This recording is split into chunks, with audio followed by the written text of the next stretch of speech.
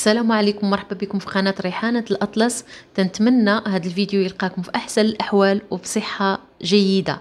بالنسبة للوصفة تاع اليوم غادي نشارك معكم طريقتي في تحضير الخضر المخمرة بالملح فقط بدون أي إضافات أخرى.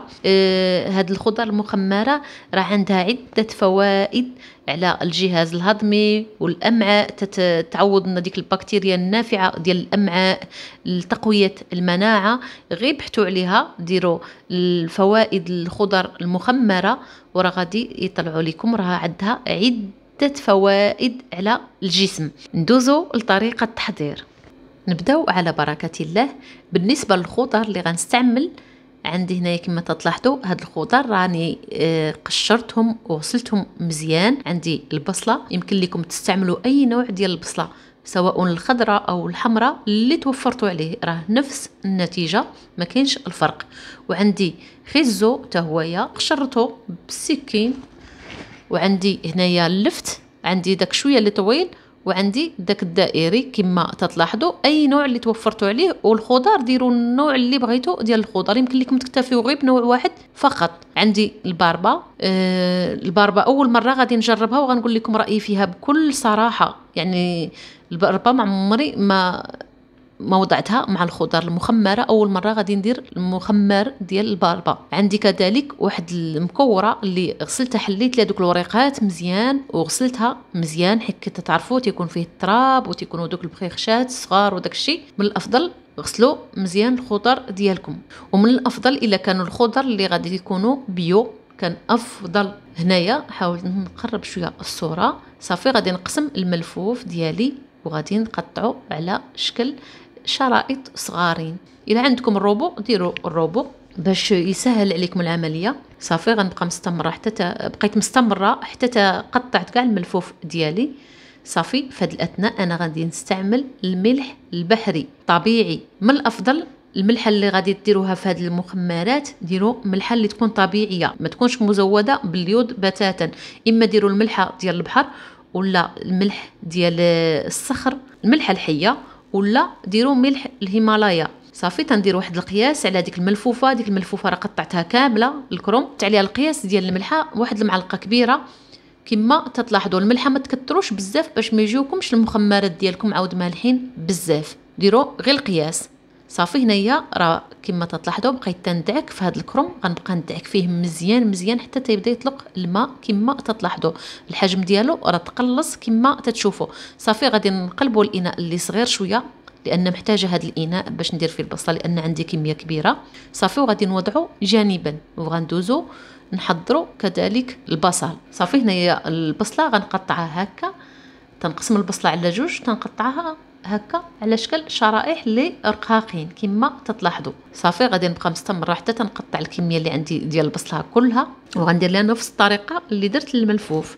صافي هنايا غادي نضيف عليها القياس ديال الملحه راه ديروا القياس اللي بغيتو، غير ما تكثروش بزاف باش ما يجيوش مالحين بزاف. صافي وغادي نبقى حتى ندعك فيها حتى تبدا تطلق الماء ديالها. ولا كانوا شي حبات غلاضين حاولوا تفتوهم بيديكم وتمعكوهم مزيان. هنا راه تنضغط مزيان، راه غير التصوير ما تيوضحش الضغط مزيان. صافي هنا من بعد ما ضغطت على البصله حتى هي غادي نوضعها جانبا. راه ما غطيت هاد الخضر ما حتى حاجه، غير تنوضعهم هكاك جانبا حتى تنكمل تقطيع ديال الخضره كامله. بالنسبه لهاد اللفت غادي ندوزو في المبشره الغليظه بهذا الشكل كما تلاحظوا في الصوره. صافي غادي نبشر الكميه كامله ونتلاقاو. صافي تا هو غنضيف عليه الملحه بنفس الطريقه اللي ضفت على الخضر اللي قبل منه. صافي وغادي نبقى ندعك فيه مزيان مزيان. وبالنسبه للملحه الا كان الجو بارد راه تقلوا شويه باش يختمروا بسرعه، والا كان الجو سخون بحال دابا راه تتكثروا شويه، غير ما تفوتوش القياس بزاف. صافي تا هو غادي نوضعوا جانبا من بعد ما دعكتو. صافي وغادي ندوزو باش نصايبوا عاود الجزر. بالنسبه للجزر تا هو غنبشرو بنفس الطريقه اللي بشرت اللفت، والا كان فيه داك العرق يعني ديالو قاصح حاولوا تزولوه ما ديروهش. انا عندي طري الجزر داكشي علاش استعملت حتى العرق ديالو. صافي غنضيف ليه تا هو القياس ديال الملحه وغادي ندعكو مزيان مزيان. صافي ونحطو جانبا. في هذه الاثناء غادي نبشرو الباربه. بالنسبه للباربه ننصحكم بلا ما تجربوها، لان انا بعدا بالنسبه ليا ما عجبتنيش، وجات بحال لا دارت دوك الخيوط، يعني ما جاتش زوينه في المذاق. انا اول مره غادي نجربها، يعني الصراحه ما عجبتنيش، مره اخرى ما غاديش نعاود نديرها. صافي حتى هي غندعكها بنفس الطريقه صافي، ونحط جانبا. صافي غادي نخلي هاد المكونات بين ما نجمع سطح العمل، وغنخليهم واحد نص ساعه يرتاحوا، وعاد نتلاقاو. هنا راه ارتاحوا تقريبا واحد نصف ساعه، وعاودت جيت باش غندعكهم المره الثانيه. كما تلاحظوا غندعك كاع هاد الخضر بنفس الطريقه اللي دعكتهم المره الاولى، وانا تنضغط كما تلاحظوا راه بدا تيطلقوا ديك الميها ديالهم، يعني راه حنا غاديين مزيان. يعني راه الهدف من هذا الدعيك هو نخرجوا داك الماء. ومن الافضل يعني خدموا يديكم حسن ما ديروا القفازات، لان اليدين عندنا فيهم واحد لي باكتيري نافعين.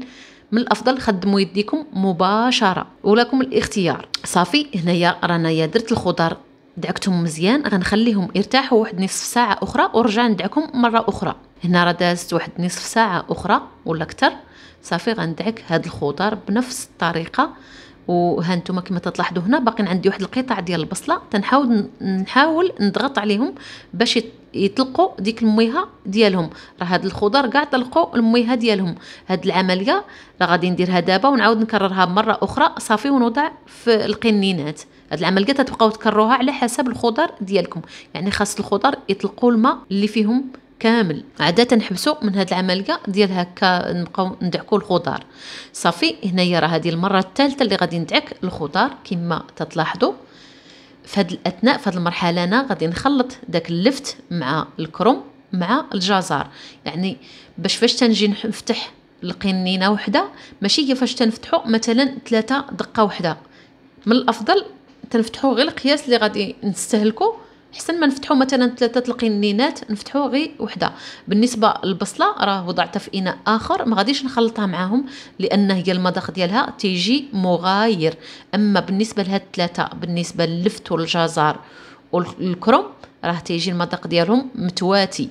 وكما قلت لكم باش فتحوا غير قرعه وحده. صافي غنخلطهم كلهم صافي، وغندعكهم مزيان مزيان ونعمرهم في القراعي.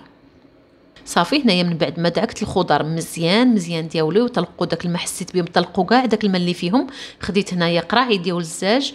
ومن الافضل يكونوا الغلاق ديالهم اما زاج ولا بلاستيك، لان الا درتو دوك اللي تيكونوا الغلاق ديالهم ديال الحديد راه تيصديو مع الملح. من الافضل ديروا ديال البلاستيك او غلاق ديال الزاج. صافي غادي نبقى هكا كما تلاحظوا تنوضع واحد الكميه ديال الخضر وانا تنضغط، تنحاول نعصرها شويه من الماء باش ما يكونش عندي الماء غالب بزاف ديال الخضر. انا راه هاد الخضر ما ضفت ليهم لا ماء لا حتى حاجه. في حاله الا ما طلقوش لكم الخضر ديالكم من الماء بتاتا، غادي ديروا يعني شويه ديال الملحه على الماء يكون معدني، ولا تكونوا مغلينه من قبل ويكون بارد. صافي وتضيفوه على الخضر من تعمروهم في القراعي. كما تلاحظوا راه تنضغط، راه الماء طالع للفوق، هذاك الماء خاصو يبقى عندنا طالع للفوق.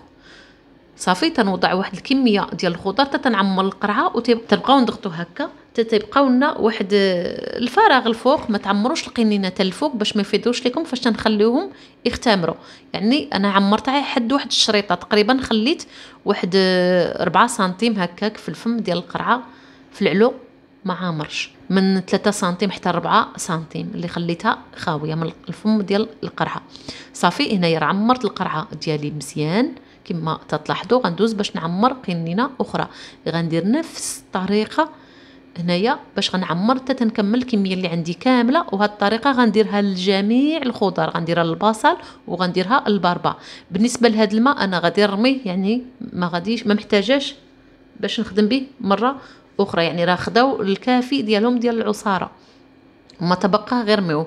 راه شي مرات ما تيطلقوش كما قلت لكم الخضر الماء، حاولوا ديروا الماء معدني ولا مغلي وتضيفوا ليه شويه ديال الملحه وتضيفوه على الخضر ديالكم. صافي هنا كما تلاحظوا راه مسحت القنينات مزيان بواحد المنديل، وعاد خديت منديل ورقي وتنمسح لهم الفم ديالهم من الداخل باش نتفاداو انهم يتعفنوا. صافي غادي نحطهم جانبا باش غادي نعمر نفس الطريقه غنديرها للباربه والبصله. هنا خديت شويه ديال الملحه غنديرو على الوجه ديال الخضار باش نتفادى انهم يخسروا. لا كانت الملحه بالنسبه لا كانت الملحه قليله صافي. هنا غندير كما قلت لكم نفس الطريقه، غنتبع البصله والباربه ونتلاقاو باش نشوفوا المرحله المواليه. صافي هنايا عمرت القنينات ديالي كاملين كما تتلاحظوا. عمرت البصله راه عطاتني ديك الكميه 2 قراعي راه كبارين، وقرعه ديال الباربه، كيلو ديال الباربه عطاني قرعه عامره، وعندي 3 القراعي اللي مخلطين ديال الجزر والملفوف واللفت. صافي وضعت عليهم البلاستيك الغذائي، وغنعاود نوضع طبقه اخرى، يعني البلاستيك الغذائي ضوبلته على 2. يمكن لكم تغطيوهم بالقليل ديال زيت الزيتون من الوجه، انا تنفضل انهم يبقاو هي هكاك عادي. صافي هنايا تنقطع داك البلاستيك كما تلاحظوا بالمقص. صافي وغادي نزمت القراعي ديالي مزيان، لان كما تتعرفوا الغلاق ديال البلاستيك ما تيتحكموش في الاغلاق، ما تيتسدوش مزيان، تيبقاو يتنفسوا شويه. تنزير داك البلاستيك كما تتلاحظوا، تنلوي وانا تنزير. صافي اللي سديت عليها تنسد عليها الغطايه ديالها وتنوضعها جانبا. صافي هنايا راه القريعات ديالي صافي سديتهم كلهم مزيان. غنوضعهم في واحد الصينيه، وغادي نوضعهم في مكان اللي يكون مظلم، ونخليهم على الاقل المده ديال واحد 7 ايام. حين دابا الحال سخون، راه 7 ايام تيكونوا واجدين، اسبوع. الا كان الجو بارد راه تيبقاو حتى ل 15 يوم عاده تيوجدوا. صافي علاش قلت لكم ديروا صينيه؟ لان يقدروا يفيضوا لكم، لان شي مرات تيفيضوا دوك القريعات لا كانوا عامرين بزاف. نتلاقاو انا راه انا راه صورت لكم قبل اسبوع وضعت العمليه، وغادي نشارك معكم من بعد ما يوجدوا. هنايا ضم القريعات من بعد ما وجدوا راه داز اسبوع عليهم. صافي كما تلاحظوا راه الشكل ديالهم تغير، هو هذا. غتيجيو ما شاء الله تيجيو زوينين. هاد الخضار المخمره راه تيجيو مع السندويشات، تيجيو مع كل شيء. كما هالعمل علاش قلت لكم ديروا الصينيه، ها علاش كما تلاحظوا الباربه فاضت لان القرعه كانت عندي عامره بزاف. وهاد المخمر ديال الباربه في الحقيقه ما ننصحكمش به بزاف، بالنسبه لي انا ما عجبنيش. صافي هادو هما المخمرات. غادي نفتح معكم شي قراعي. راه فاض هذا ديال البارباشتي، راه فاض على القريعات الاخرين، اما القراعي الاخرين راه ما فاضوش لان ما عامرينش بزاف. صافي هذا هو الشكل ديالهم. هنا راه غادي نحاول نحط لكم منهم في التبصيل. هذه ديال البصله، ونحط ديال الخضر، ونحط ديال الباربه. المذاق ديالهم راه تيجي رائع. راه تيجيو حتى في السندويشات، تنستهلكم كمقبلات مع المشاوي، مع الاكل. قبل الاكل تنستعملوهم. راه تيجيو بحال المخللات، راه ياك ما فيهم حتى قطره ديال الخل، وفاش تنبداو نستهلكوهم تتحسوا بان بحال فيهم الخل او الحامض. وبالنسبه لطريقه الاحتفاظ بهذه المخمرات، راه تنحتفظوا بهم في الثلاجه. يعني فاش يوجدوا لكم تدخلوا القريعات ديالكم للثلاجه، صافي تتبقاو تهزوا تستهلكوا منهم حتى تيتسالاو. يعني راه الثلاجه راه تيبقاو حتى المده ديال 4 شهور ولا 5، ما تتوقع عليهم حتى حاجه. غير بشرط فاش تتهزوا من القريعه تتحاولوا تضغطوا على الخضر يبقاو لتحت، والسائل ديال الماء يبقى الفوق، ولا تقدروا تغطيوهم بالقليل ديال زيت الزيتون. حتى لهنا غادي نكونوا وصلنا لنهايه الفيديو. الا عجبتكم الوصفه ديروا جيم، اللي مازال ما مشتركش في القناه يشترك ويفعل الجرس باش يوصلوا كل جديد. بسلامه عليكم، نتلاقاو في فيديو اخر ان شاء الله.